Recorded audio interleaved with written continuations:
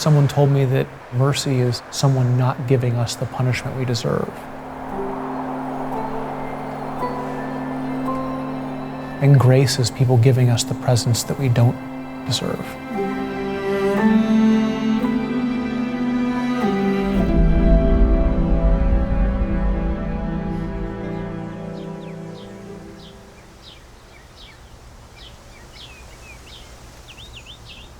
I think they are.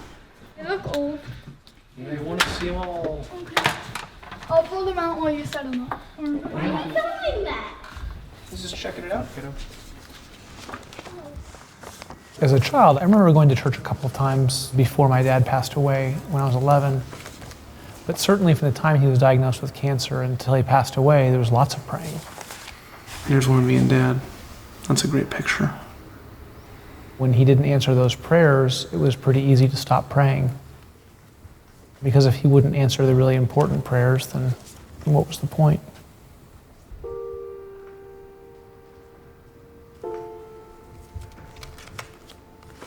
It was really tough. You know, school was bad and grades were bad. I remember even my teacher and my mom sitting down with me one time and just explaining that unused potential wasn't going to get me anywhere. And so I had to at least try a little bit. And so I did in high school. I got grades that were good enough to get me into school. And then professionally, I had some success in a few places. Here's one of my first professional awards. So this is like the top performers out of thousands of people in the company, and so we were all flown to Vegas, treated like kings. I had a job out of college where I was managing people, and then I was managing more people and more people, and pretty soon I was considered pretty successful, taking promotion after promotion. For a long time I chased money and security. I moved into becoming a district manager, a division manager, and then I ended up running a company. So I did have a lot of worldly success, but I think a lot of times I'd find that I'd achieve a goal and then I'd wonder what was next. And looking back now, I understand what that was. I understand that was me trying to fill up a spiritual hole with material things, and it can't be done. Back in 2007, I was in the middle of a divorce proceeding that I didn't want to be in. And at that point, I was agnostic. Really, it was because I'd been hurt so badly by my dad's death that I just wasn't going to let anybody inside.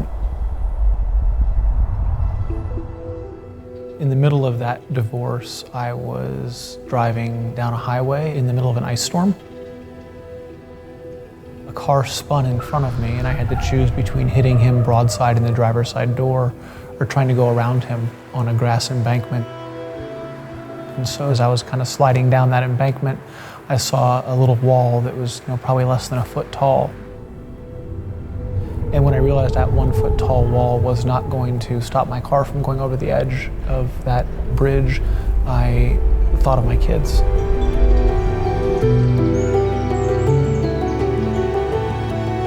I knew how different my life was because my dad passed away. And so I closed my eyes and I said, God, if you really do exist, I'll come find you, but please let me raise my kids.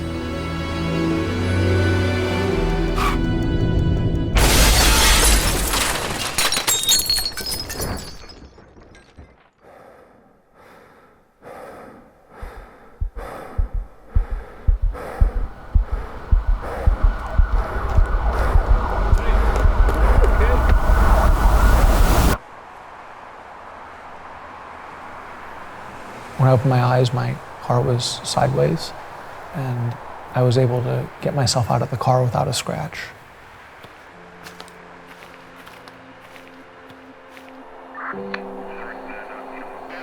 The first car that was there was an instructor for emergency medical technicians. He'd never seen anything like what I had just gone through with me walking away. He later shared with me that that fall should have killed me. I told myself I was going to go find God at that point.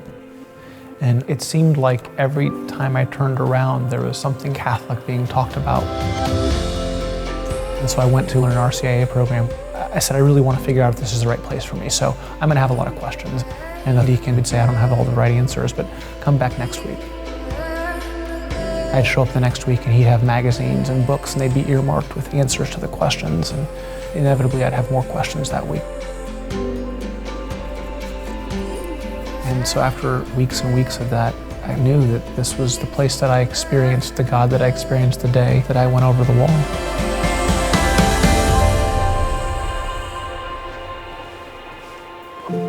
I started going to church on Sundays, but I didn't even really know how to pray. I knew about Jesus, I didn't know him. And I'd have been a great stalker at that point. You know, it's like, I can read the Bible and I can learn about you, but when I'm in a relationship with a human being, if all I'm doing is learning about that person, that's kind of creepy. Like, I don't think that's a great relationship. I want to know and be known. And today I struggle with it, just knowing how to be in a relationship that's personal and intimate with Jesus. And what I recognize for me is that I've got to be converting every day.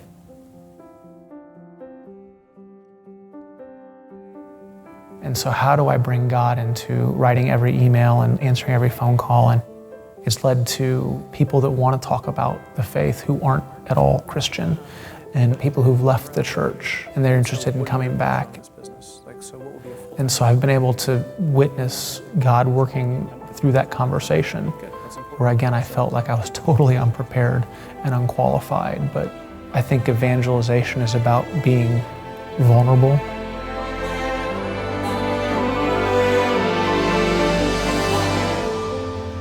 In terms of, where I am in my faith, I feel like I'm still a baby. I just need to focus on loving God all the time, with everything I've got, and then loving other people.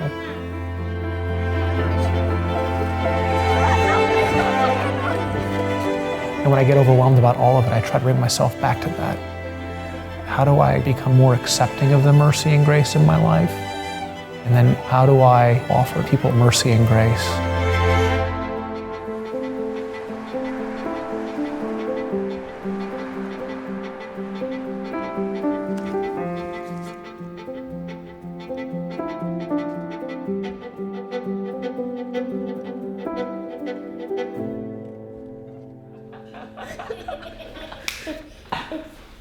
That was pretty good. All right, you guys ready?